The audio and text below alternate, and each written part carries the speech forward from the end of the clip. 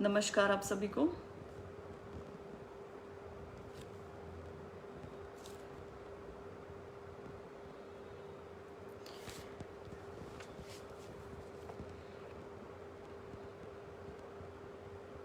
आप सब लोग मुझे बताएंगे कि वीडियो और साउंड क्वालिटी ठीक आ रही है।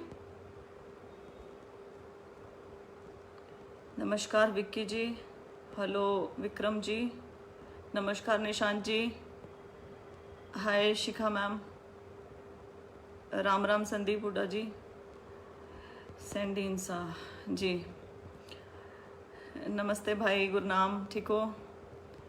नमस्ते तरुण जी, एन कुमारन जी नमस्कार, गुरजैंट नमस्कार जी, नमस्कार महेश कुमार जोगी जी। क्या मेरी वॉइस ठीक आ रही है? क्योंकि आज मेरे पास वो माइक नहीं है। Thank you very much. Actually क्या हुआ कि मेरे फ़ोन में गो लाइव वाला ऑप्शन ही उड़ गया, वो ऑप्शन ही नहीं आ रहा था बहुत देर से, तो दूसरा कोई फ़ोन अरेंज करके उस फ़ोन में लॉगिन करके ऐसे आई हूँ। जी परवेश जी, सतबीर जी, महेश कुमार जी, सुंदर सुथर जी, आप एचएसएससी में नेगेटिव मार्किंग हो इस मुद्दे पर क्यों बात नहीं करते? सुंदर सुथर जी, इस मुद्दे पर भी बात करेंगे क्योंकि बहुत ज़्यादा ऐसे मुद्दे हैं कि 23 तारीख को इनका एग्ज़ाम हो जाएगा और 2000 लोग सड़कों पे बैठे हैं, तो मैं प्रायोरिटाइज कर रही हूँ उसी हिसाब से मुद्दे। हरियाणा की पंडित हनी रहना, थैंक यू वेरी मच। कैसे हैं आप? राजेंद्र ढाका जी, विक्रम मलिक, पूनम देसवाल, सतबीर जाखर, विकास फुगाट, डॉक्टर कुलदीप सैनी, तरुण यादव, प्रदीप कुमार जी। हम स्टार्ट करते हैं। क्या है मुद्दा? आप सबको पता है, पीटीआई पिछले 2.5-3 महीनों से सड़कों के ऊपर है। बहुत संवेदनशील मामला है क्योंकि तकरीबन 2000 लोगों का रोजगार छिन गया है, वो सड़क पे हैं। और जो रेस्पोंडेंट्स थे, 68 रेस्पोंडेंट्स थे, उनके बारे में मैं कहती हूँ कि वो नहीं चाहते थे इनका रोजगार छीने। तो उसके विपरीत मुझे काफ़ी कुछ पढ़ती हूँ मैं, लिख देते हैं लोग, लेकिन मैं यहाँ थोड़ी सी क्लैरिफिकेशन करना चाहती हूँ कि वो ये सोच के कोर्ट नहीं गए थे कि इनका रोजगार छिन जाएगा। वो ये सोच के कोर्ट गए थे कि क्योंकि वे भी काबिल हैं, उन्हें भी रोजगार शायद मिल जाएगा। लेकिन वो हो उल्टा गया, जिसका उन्हें भी खेद है बहुत जगह पर। और हम पिछली बातों में ना जाकर आगे क्या हो सकता है उसके लिए कोशिश कर सकते हैं, राइट? अब क्या करना है? अब मैं आपको एक ऐसा केस बताना चाहती हूँ जो मैं काफ़ी दिनों से नहीं बता रही थी। सोचा था कि छोड़ देती हूँ क्योंकि सब लोग कहेंगे कि ये ज़्यादा ही इस चीज़ के पीछे पड़ गई है, बट जो फैक्ट है वो फैक्टर रखना चाहिए क्योंकि सरकार के 2 स्टैंड फिर नजर आते हैं कि आपने ये भर्ती क्या इसलिए रद्द करी क्योंकि ये कांग्रेस सरकार द्वारा की गई थी, और अपनी भर्ती इसलिए बचा ली क्योंकि वो आपने की है। और अगर आप ऐसा मतलब कर्मचारी विरोधी नहीं हैं और आप चाहते थे कि इनका रोजगार बच जाए, इनके घर चल जाएं, तो आपको इनके साथ भी वही करना था जो आपने अपनी 2017 वाली भर्ती के साथ किया। दोनों के साथ सेम सलूक होना चाहिए था, नहीं तो आप समझ रहे हैं, निकलना और रद्द होने में अपनी भर्ती बचा लेना और दूसरे की भर्ती, क्योंकि वो पिछली सरकार की थी इसलिए उसे रद्द होने देना और उसके पोस्टपोन भी ना होने देना, पोस्टपोन किसी तरीके से ना हो जाए उसके लिए कोर्ट में पैरवी करना, तो ये बड़ा गलत है। चलो हम बात करते हैं भर्ती कौन सी थी। ये है सिविल रिट पिटीशन नंबर 6454 6454/2017 2017 का केस है ये। Sarita Sharma versus state of Haryana. ये भर्ती थी upper division clerk UDC, DHBVNL और UHBVNL। Advertisement number 3/2016। ये बिजली विभाग में क्लर्क लगाने थे, अपर डिवीजन क्लर्क, वो वाली भर्ती थी। अब इसमें क्या गड़बड़ हुई इस भर्ती में, आप लोग ध्यान से सुनिएगा। 2 मेरिट लिस्ट बनाई गई। UHBVN और DHBVN की, इसमें यही इस भर्ती के रद्द होने का कारण था। कैसे कि DHBVNL में 230 पोस्ट निकाली थी, रिक्विजिशन 30/1/2016 को भेजी थी, UHBVN में 217 पोस्ट निकाली। DHBVN ने मांगा कि BCom होनी चाहिए 60% जनरल कैटेगरी में, 55% SC कैटेगरी में, Hindi Sanskrit up to matric level, यही सब UHBVN में थी। लेकिन एक चीज अलग थी। क्या थी? DHBVN ने मांगा कि O लेवल कोर्स होना चाहिए कंप्यूटर का for a minimum period of at least 1 साल का O लेवल कोर्स होना चाहिए, कहीं से भी कर लो। लेकिन UHBVN ने कहा कि O लेवल कोर्स होना चाहिए या उससे ज्यादा कंप्यूटर का, लेकिन करना आपको NIELIT से ही था, नेलिट या फिर हार्ट्रॉन का, वही मान्य होगा और कोई मान्य नहीं होगा। समझे? DHBVN ने कहा कि O लेवल तुम ले आओ, कहीं से भी ले आओ, किसी का भी ले आओ, लेकिन UHBVN ने कहा कि O लेवल का मैं तो लूंगा हार्ट्रॉन का। तो ये इन्होंने रिक्वेजिशन भेज दी। ठीक, इसके बाद क्या हुआ? जो कमीशन है उसने क्या किया? उसने इन दोनों पोस्ट को कर दिया मर्ज। तो जो अलग अलग 230 और 217 पोस्ट थी वो होगी 447 पोस्ट, और इसको एडवर्टाइज कर दिया और क्वालिफिकेशन बता दी UHBVN वाली, DHBVN वाली नहीं बताई कि भैया O लेवल का सर्टिफिकेट लगेगा और लगेगा हार्ट्रॉन का। जिसके पास है वो पेपर दे दो, जिसके पास नहीं है वो जाओ। अब बच्चों ने वो पढ़ा तो मान लो कोई XYZ है, मैं हूं फॉर एग्जाम्पल, मैंने हार्ट्रॉन से नहीं किया तो मैंने वो भरा भी नहीं फॉर्म। मैंने सोचा एसेंशियल क्वालिफिकेशन तो हार्ट्रॉन है, क्यों भरूं? तो मैं तो एसेंशियली क्वालिफाइड, मेरे पास तो क्वालिफिकेशन ही नहीं है इस चीज की, तो मैं भरूंगी, क्लियर करूंगी, फिर मुझे ले नहीं आगे तो क्या मतलब? तो जिनके पास हार्ट्रॉन का था उन्होंने भर दिया, जबकि DHBVN की 230 पोस्टों के लिए कोई भी दे सकता था आवेदन। लेकिन इन्होंने, कमीशन ने बहुत बड़ी गलती करी, चालाकी करी, वे खुद जाने। लेकिन हम आगे चलते हैं, इसमें क्या हुआ। इसमें फिर रिटन एग्जामिनेशन का रिजल्ट आ गया 4/2/2017 को, फाइनल रिजल्ट 20 मार्च 2017 को, और अलग अलग निगम ने अलग अलग लगा दी लिस्ट। अब उन्होंने अपने हिसाब से लगाई लिस्ट अलग अलग। तो इसमें UHBVN की जनरल कट ऑफ गई 118, DHBVN की गई 118, वेटिंग गई 110, UHBVN की गई 110, वेटिंग गई 70। अब यहाँ पे जो बच्चा रह गया उसने, एक लड़की थी जैसे, वो रह गई। उन्होंने कहा कि ये तो जी गलत कर दिया, इन्होंने 2-2 सेपरेट लगा दी। अगर ये कंबाइंड करके लिस्ट निकालते या कंबाइंड करके कट ऑफ बनाते तो मैं तो लिस्ट में थी, तो मैं कैसे बाहर हो गई? तो उसका बिल्कुल जायज था। फिर स्टेट ने डिफेंस किया, मतलब सरकारी वकील ने डिफेंस किया कि जी 2 रिक्विजिशन थी इसलिए 2 लिस्ट लगाई।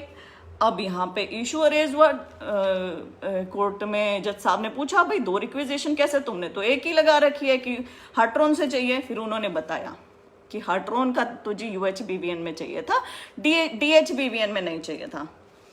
तो जज साहब बोले a large number of persons would not have applied on account of fact that they did not have the essential qualification as notified। बहुत सारे अभ्यर्थी केवल फॉर्म ही नहीं भर पाए क्योंकि आपने ये जो एसेंशियल क्वालिफिकेशंस थी वो ढंग से बताई ही नहीं। In such circumstances, their right of consideration for appointment has been breached by the recruitment agency, and therefore this court is of the opinion that there is a major irregularity in the recruitment process as such, at least for the 230 post of DHBVNL, which will necessarily have to be re-advertised। Court यहाँ पे कह रहा है कि भाई ये तो आपने इनके अधिकारों का हनन कर दिया बहुत बुरे तरीके से। आपने इनको एसेंशियल क्वालिफिकेशन ही नहीं ढंग से बताई, तो आपने, रिक्रूटमेंट एजेंसी ने इनके right of consideration of appointment को ब्रीच किया है और ये मेजर इरेगुलरिटी है और आपको इनका दोबारा रीएडवर्टाइज करनी चाहिए पोस्ट। आगे सुनिए, वकील ने क्या कहा। वकील ने कहा जी जॉइंट लिस्ट बना देते हैं और एडजस्ट कर लेते हैं सबको। वकील ने ये कहा जिसको कोर्ट ने कहा can not be held to be acceptable, ये एक्सेप्ट नहीं कर सकता कोर्ट, ये तो बहुत गलत है। फिर कोर्ट ने कहा अगर कमीशन थोड़ा केयरफुल रहता, इसके बारे में क्लब ना करता दोनों को और अलग अलग निगमों की अलग अलग रिक्वेजिशन बताता तो और लोग भी कर पाते इसमें आवेदन और ये केस ही ना अराइज होता। इसलिए line पढ़ूंगी, resultantly this court is left with no option but to strike down the selection process. इसलिए कोर्ट के पास कोई ऑप्शन नहीं बचता, हम इस भर्ती प्रक्रिया को रद्द करते हैं। रिजल्टेंटली द रिजल्ट डेटेड 20 मार्च 2017 जिसमें 230 पोस्ट DHBVN की आई थी उसको क्वैश किया जाता है और इसको री एडवर्टाइज करो। कुछ अलग नहीं है ये। यहां पर तो भर्ती प्रक्रिया में जो रिक्वेजिशन मांगी गई थी उससे भर्ती नहीं हुए। यहाँ नो ऑफेंस टू कैंडिडेट्स जो सिलेक्ट हुए हैं, मैं उनके खिलाफ नहीं हूं, ये आप समझ के चलिएगा। मैं केवल ये उदाहरण देना चाह रही हूं कि पीटीआई के मामले में ऐसा क्यों नहीं हुआ। आगे आप सुनना कि इन्होंने कैसे मैनेज किया है। ठीक, अब क्या हुआ यहाँ पर फिर सरकारी वकील बोला कि जी बहुत ज़्यादा कैंडिडेट्स हैं जो अफेक्टेड हो जाएंगे, जो पार्टी भी नहीं है केस में, तो प्लीज़ आप इन्हें कंसीडर करो, इनके घर हैं, ये सब कुछ है। अब यहाँ एक और चीज़ बताना चाहूँगी, केवल रिजल्ट आया था, इसमें तो ज्वाइनिंग भी नहीं हुई थी। पीटीआई में तो 10 साल से काम कर रहे थे ये लोग, यहाँ केवल रिजल्ट आया था। आगे क्या हुआ, LPA लगी 2310/2017 ऑर्डर जिसका 4/12/2018 को आया। इसमें क्या हुआ कि अब जो सिलेक्टेड थे DHBVNL वाले वो पहुंच गए कोर्ट, तो उन्होंने कोर्ट में गुहार लगाई कि हम तो सिलेक्टेड हैं जी, ऐसे है वैसे, उन्होंने अपना पक्ष रखा। तो कोर्ट ने क्या, जज ने क्या कहा, ये आप ध्यान से सुनिएगा, बहुत जरूरी है। The matter has been raised on various occasions ultimately learned advocate general Haryana has come up with a suggestion that in both the corporations total 429 candidates have been found eligible as against 447 posts, and these candidates will be considered for appointment as per qualification prescribed in the statutory rules governing the services in UHBVNL and DHBVNL. Learned counsel appearing for the selected candidates as well as original petitioners have no objection to the aforesaid proposal made by Learned AG Haryana. In view of the agreement between the parties, we dispose of both the appeals in terms of the statement of Learned AG Haryana recorded herein above, and impugned judgment of Learned single judge stands modified to that extent. कहने का मतलब ये, जानबूझ के मैंने ये paragraph पढ़ा है ताकि आप इसे समझ सकें। वो ये है कि एग्रीमेंट हो गया है पार्टीज का बाहर। एजी साहब ने कहा कि जी ये एक सजेशन देते हैं कि इतने तो ये लोग हैं और इतनी वैकेंसी हैं, तो इनको सबको ही एडजस्ट कर लेते हैं पोस्ट के लिए।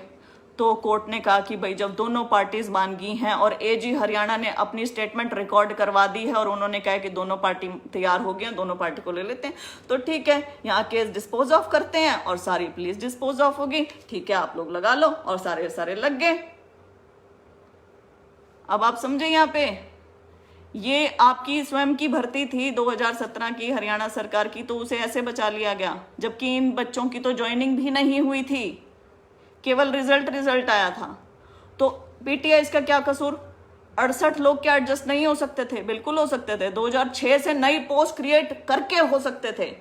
पोस्ट थी जिनका ब्यौरा नहीं दिया गया, तब हो सकते थे, लेकिन 68 भी एडजस्ट नहीं करे, 1983 भी हटा दिए गए।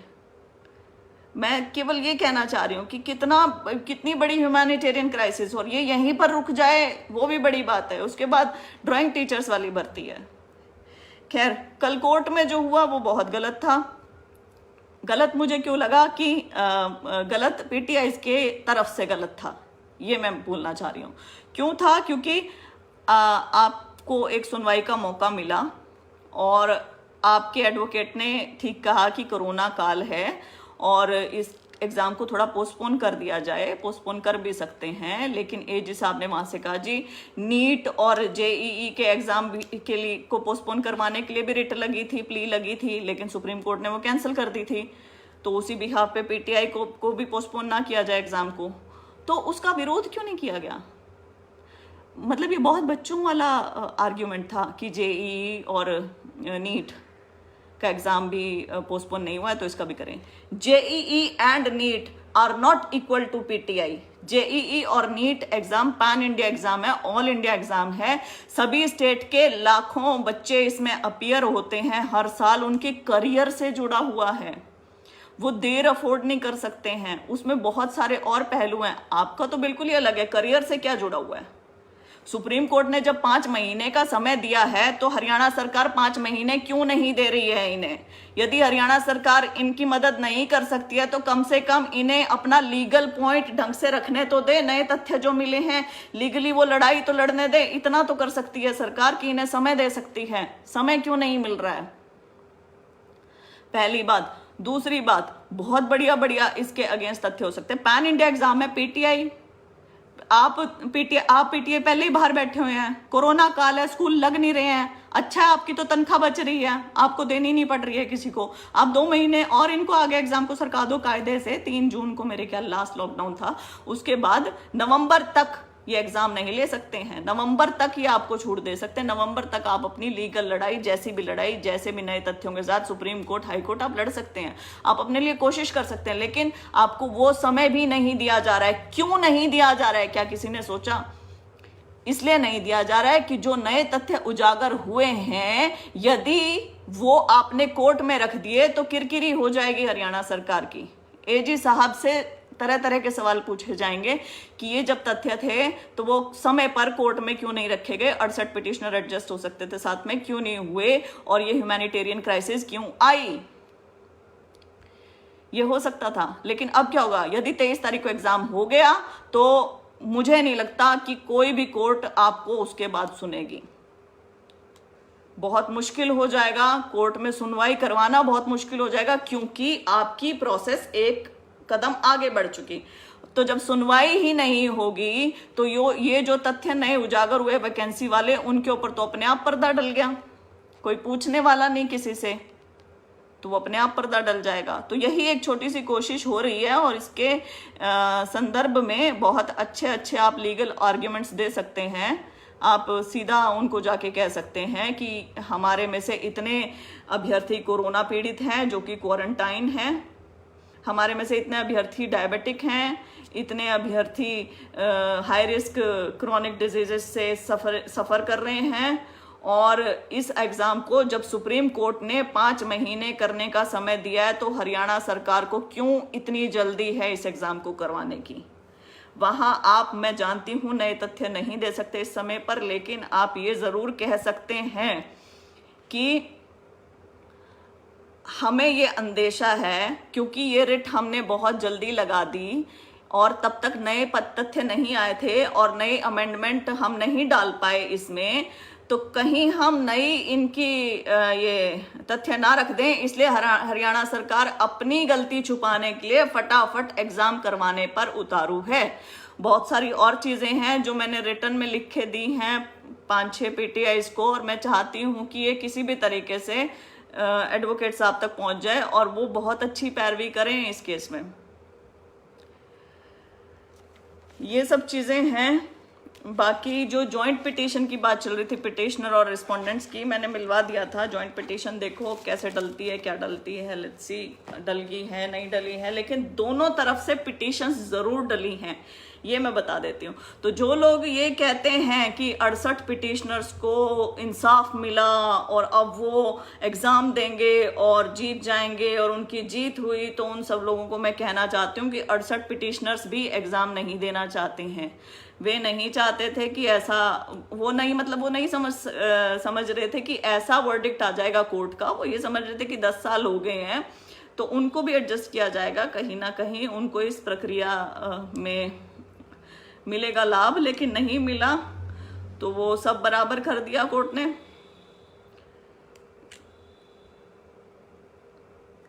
सिंह शांतनु, आपको क्या लगता है ये जो टेक्निक्स आप बता रहे हैं एग्जाम ना देने की, क्या ये सरकार के दिमाग में नहीं है? आप ये बताइए कि मैंने कब कहा एग्जाम मत दो? मुझे ये नहीं समझ में आती कि जो स्टेटमेंट मैं नहीं बोलती हूँ उस स्टेटमेंट को कैसे लोग लिख सकते हैं कि एग्जाम मत दो। मैंने किसको कहा एग्जाम मत दो?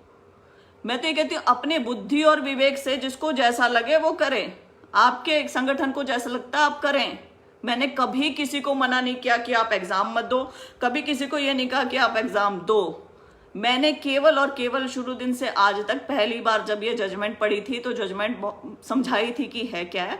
उसके बाद जैसे जैसे तथ्य उजागर होते गए मेरे पास चीजें आती रही, मैंने वो चीजें सबके सामने रखी हैं, दैट्स इट। उसके बाद मैंने डिसीजन नहीं लिया है किसी के भी बिहाफ पे कि आप लोगों ने ये करना है, नो। मैंने सिर्फ बताया है कि ये रास्ता है, ये रास्ता है। मैंने सिर्फ आप हरियाणा के सामने ये चीज खोल के रखने की कोशिश करी है कि कैसे राजनीतिक द्वेष की भावना से ये भर्ती कैंसिल हुई है। अदरवाइज यूडीसी वाली भर्ती थी, DHBVNL वाली, रद्द कर दी थी कोर्ट ने। भर्ती प्रक्रिया गलत, वहां पे रिक्विजिशन गलत, सब कुछ गलत। फिर कैसे बचा ली बाहर आउट ऑफ कोर्ट सेटलमेंट करके?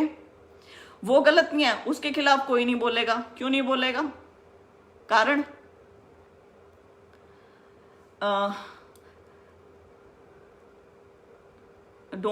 अच्छा, बीजेपी जेजेपी, ये प्लीज पार्टियों के मुद्दे नहीं बनाने चाहिए इसे। देखो कर्मचारी होता है, कर्मचारी तो हर सरकार में सेम ही रहता है, सरकारें बदलती रहती हैं लेकिन कर्मचारी तो सेम होते हैं ना।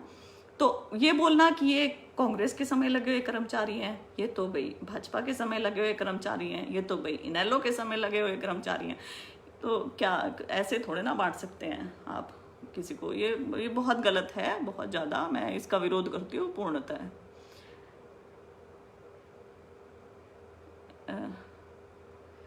भूपेंद्र की तरफ से वेरी गुड मैम, धन्यवाद भूपेंद्र जी। विशेश्वरान गुड। अगर किसी की यहाँ पे कुछ क्वेरी है तो मैं ले लेती हूँ, अदरवाइज बहुत शीशे की तरह, आईने की तरह साफ हैं चीजें। पीटीआई में वैकेंसीज थी, 2018-19 तक पीटीआई कैडर में हुई हैं नियुक्तियां, लेकिन वो तथ्य उजागर नहीं किए गए समय पे। यहाँ पर मैं पीटीआई का भी दोष निकालूंगी कि उन्होंने कोर्ट में जो पैरवी हो रही थी, जो चीजें चल रही थी, उसकी साइड ध्यान नहीं दिया कि क्या चल रहा है। आप लोगों को समय रहते, आप दोनों को, रिस्पोंडेंट्स और पिटिशनर्स को यहाँ पे कहूंगी कि समय रहते एक दूसरे से मिलकर म्यूचुअल समाधान के लिए सोचना चाहिए था। हरियाणा सरकार से मिलकर इस चीज का समाधान निकालने की सोचनी चाहिए थी। और हरियाणा सरकार को भी इन्हें कांग्रेस के कर्मचारी ना समझते हुए, केवल कर्मचारी समझते हुए इनका समाधान निकालना चाहिए था। जैसे हरियाणा सरकार ने DHBVNL UDC का समाधान निकाला, आउट ऑफ कोर्ट सेटलमेंट करवाई, पिटिशनर्स को वैकेंसीज के अगेंस्ट एडजस्ट किया और इसको रफा दफा किया गया, मामले को बहुत लो लेवल रखा गया। अब मैं इस लाइव सेशन के बाद ये सारे जो कागज, जो मैंने चीजें पढ़ी हैं मेन उसको अंडरलाइन करके अपने पेज पर रख दूंगी। ड्राइंग वालों का बोलो कुछ। ड्राइंग, निशांत जी, ड्राइंग वालों को का थोड़ा बेटर है क्योंकि उनको ना RTI पहले ही मिल गई। जो आप लोगों को सब कुछ ये होने के बाद तथ्य मिले तो उनको मिल गया। और उसमें तो मैं ये कहूंगी कि जो सिलेक्टेड हैं उनको जल्दी से जल्दी कैसे भी करके नॉन सिलेक्टेड कैंडिडेट्स, पिटिशनर्स और रिस्पोंडेंट्स को मिलके कोई म्यूचुअल बीच का रास्ता निकालना चाहिए। यहाँ पे रिस्पोंडेंट्स को भी ये कहना चाहिए, क्योंकि रिस्पोंडेंट्स के संपर्क में हूं मैं, वो कह रहे हैं कि हम नहीं चाहते भर्ती रद्द हो, तो रिस्पोंडेंट्स को भी किसी तरीके से उनके साथ मिलकर और पिटिशनर्स को भी किसी तरीके से उनके साथ मिलकर इस समय म्यूचुअल एक रास्ता निकालना चाहिए। हरियाणा सरकार से मिलना चाहिए, AG साहब से मिलना चाहिए।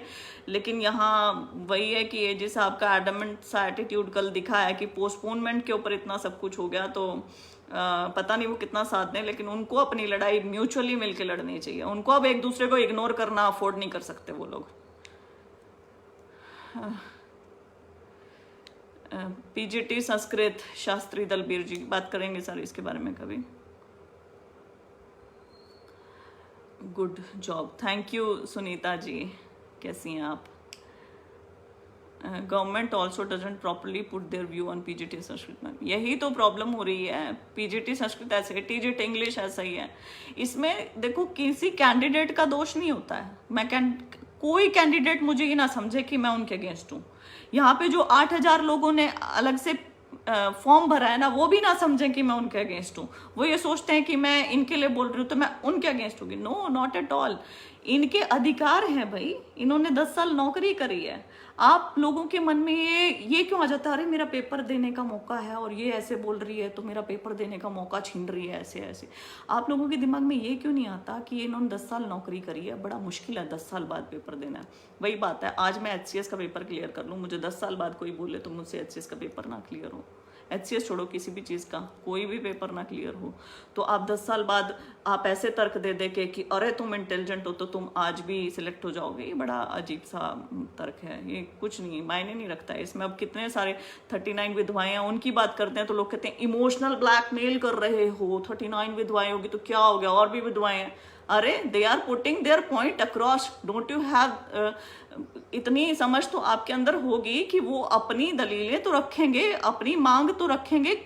क्या उन्हें अधिकार नहीं अपनी मांग रखने का?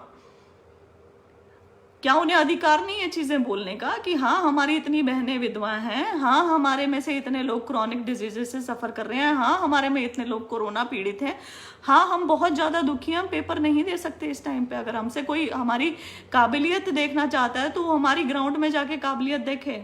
पेन पेपर लेके अब क्या काबिलियत दिखाएंगे हम लोग, और क्यों दिखाएं? क्यों आप यहाँ लांछन कोई कितने ही लगाता रहे कि मार्कशीट नहीं थी, फर्जी डिग्री ले आए, वहां से बनवा लाए, यहाँ से बनवा लाए। अरे एक तथ्य तो दिखाओ कि कहाँ से बनवा लाए।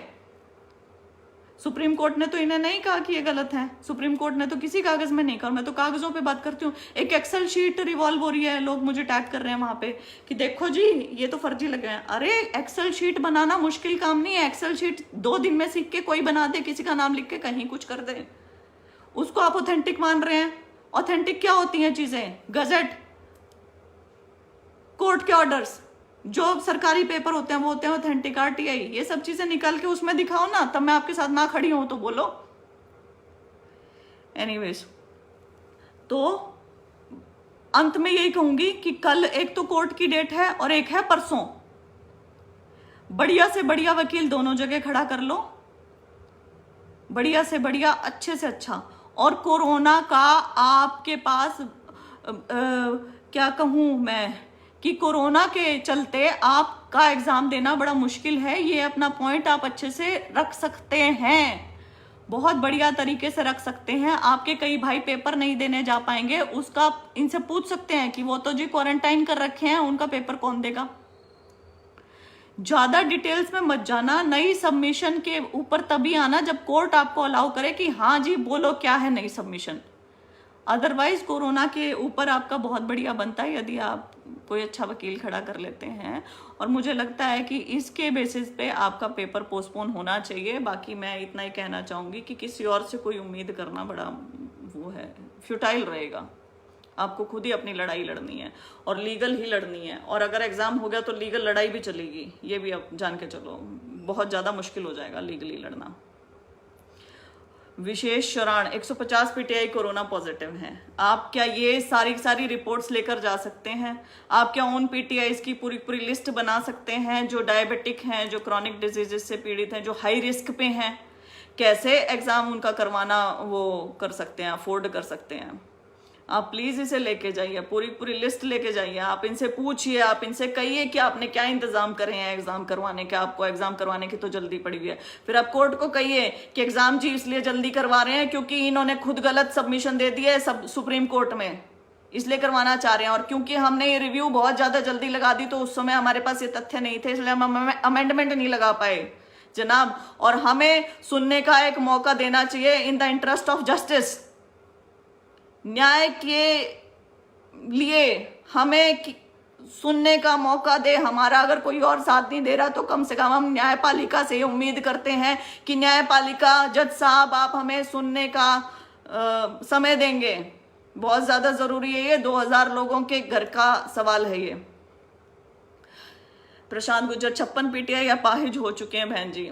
भाई साहब मुझे पढ़ के बहुत ज़्यादा दुख हो रहा है। और मैं आपको एक चीज़ बताऊं कि मुझे काफ़ी लोग कॉल भी करते हैं। एक बहन आज सुबह रोने लगी, एक माता जी हैं किसी PTI की, वो रोने लगी, उनकी जैसे बेटी नहीं है लोगों की कंडीशन ठीक, कई लोगों की बेटियों के हस्बैंड नहीं रहे हैं, कई लोगों की बेटियों के तलाक हो चुके हैं, कैसे पालेंगी, क्या करेंगी? ह्यूमैनिटेरियन एंगल बहुत बड़ा। और इसे कोई इमोशनल ब्लैकमेलिंग ना कहे प्लीज। आप अपने आप को उनके जूतों में रख के देखिए। मुझे नहीं पता कि कैसे क्या भर्ती हुई थी पहले।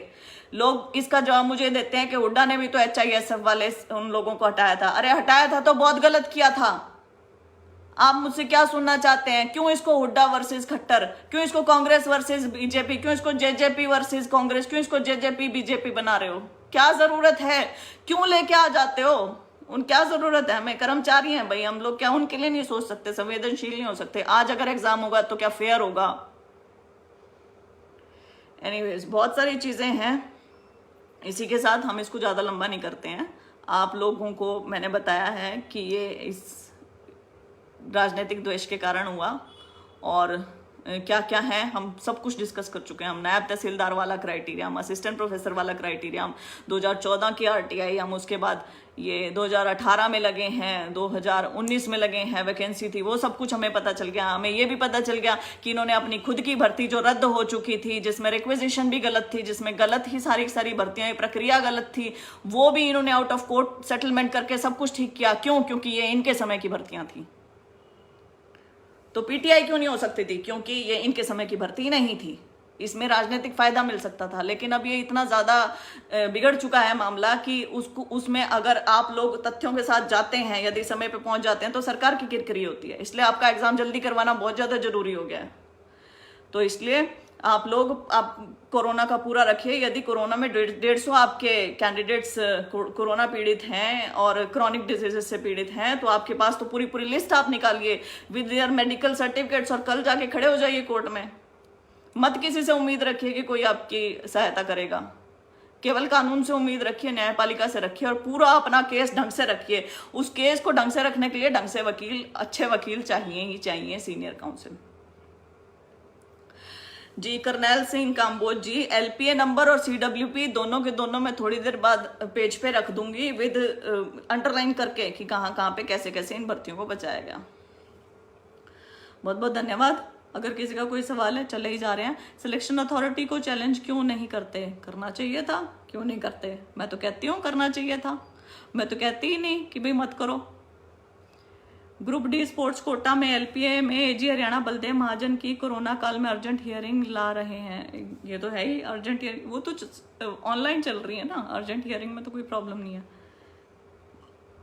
बहन जी। PTI के ओहो हालात नहीं देख सकते हैं। बहुत सारे ऐसे लोग हैं, ह्यूमैनिटेरियन एंगल आए बिना रहता नहीं। बहुत सारे लोग पिछली नौकरियां छोड़ के लगे थे। बहुत सारे लोग अब इस लायक नहीं रहे हैं कि कोई प्राइवेट जॉब कर सके। प्राइवेट जॉब में भी तो ये देखेंगे ना कि इंसान की उम्र कितनी एफिशिएंट है कि नहीं है। आप खुद सोच के देखो, एक आदमी PTI है, फिजिकल एजुकेशन का टीचर, क्या प्राइवेट जॉब करेगा वो? मुझे तो ये नहीं समझ में आ रहा। प्राइवेट में भी कौन लेगा फिजिकल एजुकेशन वाले टीचर को? कितना क्या?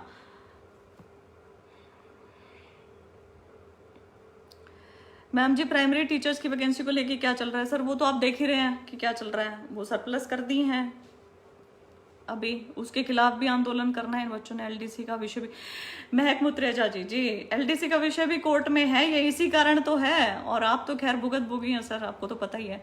हाँ, LDC के लिए भी काफी बच्चों ने बोला था कि मैं उस चीज के लिए बोलूं, लेकिन अभी उनके पास कोर्ट से ही जीतने का बहुत अच्छा मौका है, तो इसलिए मैंने रिफ्रेन किया था LDC के बारे में बोलने के लिए। इसके विषय में मुझे काफी सारे ईमेल्स मिले थे, लेकिन मेरी कुछ भाइयों से बात हो रही थी, LDC भाइयों से ही, तो इसलिए हमने यही डिसाइड किया कि इसके बारे में अभी नहीं बोलेंगे। इसके बारे में तो कोर्ट से ही देखते हैं। मेरे ख्याल स्टेटस को चल रहा है इसके अंदर। मैम आप CM और AG साहब से मिलते? आदिल राजपुरी जी यदि PTI मुझे लेके चलते तो मैं जरूर मिलती सर। मैम हमने अच्छे लॉयर किए तो उनकी कम से कम उनकी बहस तो सुनी जाए। किस की बात कर रहे हैं आप? कौन से उसमें? मैडम इसके बाद ग्रुप D स्पोर्ट्स पर्सन का नंबर आ सकता है रिलीविंग का।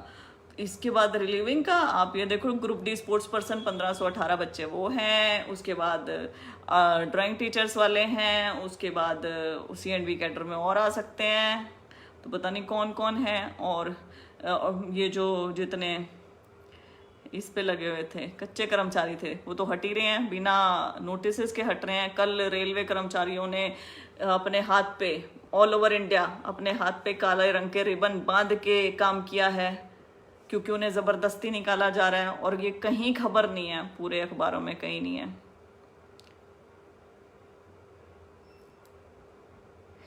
रोशनी कालिया जी, मैम ये सरकार नहीं चाहती कि हम, ऑब्वियसली ये तो कल स्टैंड दिखा है ना सरकार का। तो आपको लीगल लड़ाई लड़ने के लिए समय चाहिए, और उसके लिए आपका एग्जामिनेशन आगे सरकना बहुत ज़्यादा ज़रूरी है, क्योंकि यदि एग्ज़ाम हो गया तो सरकार, तो कोर्ट रिलेक्टेंट रहेगी, नहीं सुनेगी।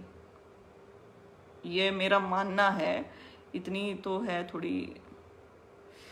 क्या पीटीआई भर्ती में, ओहो चला गया मैम, जो टीचर एग्ज़ाम का बहिष्कार करेगा उनको कोई बेनिफिट मिल सकता है?